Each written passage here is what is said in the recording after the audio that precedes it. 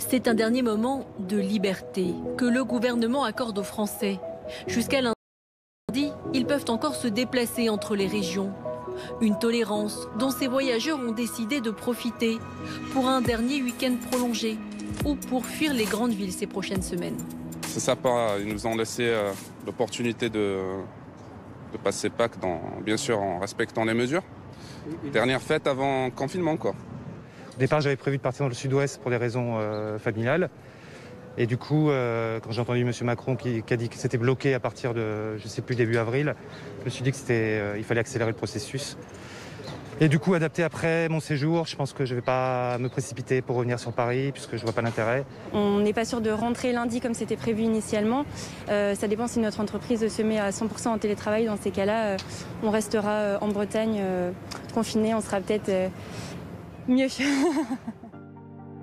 Suite aux annonces d'Emmanuel Macron ce mercredi, 130 000 voyages ont été réservés sur le site internet de la SNCF. C'est 25% de plus que la veille. Mais si certains voyageurs se pressent dans les gares, on est loin de la ruée d'il y a presque un an jour pour jour, le 17 mars précisément.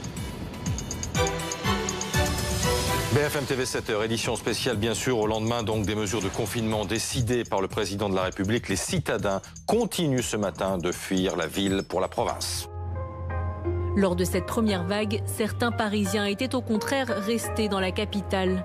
Mais après des mois de restrictions, de confinement et de déconfinement, comment vivent-ils les dernières annonces d'Emmanuel Macron ?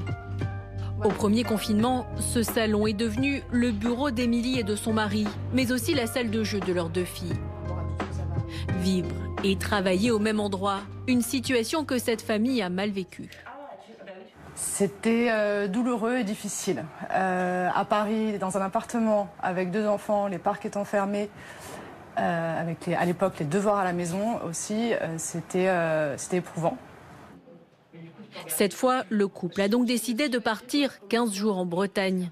Un exode difficile à organiser car les locations ont été prises d'assaut.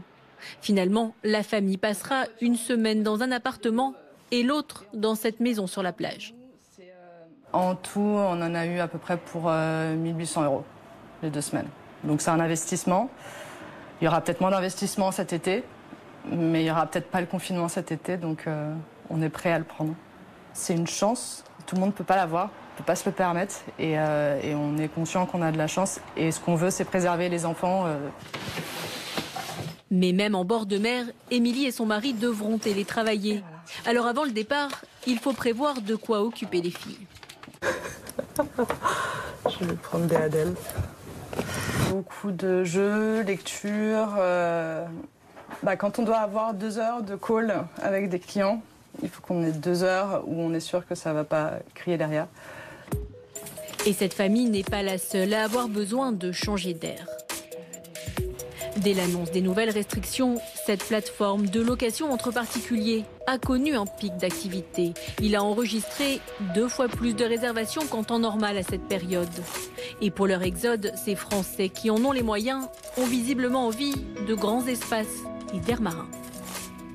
Ce qu'on a observé sur les réservations, c'est que clairement ce qui marche, c'est le littoral. 90% des réservations qui sont faites sont à la mer, ce qui est vraiment beaucoup plus que d'habitude.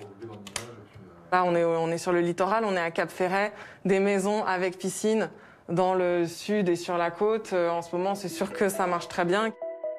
Des réservations également plus longues que d'habitude. Plus d'1 tiers des habitations ont été louées pour plus de 3 semaines.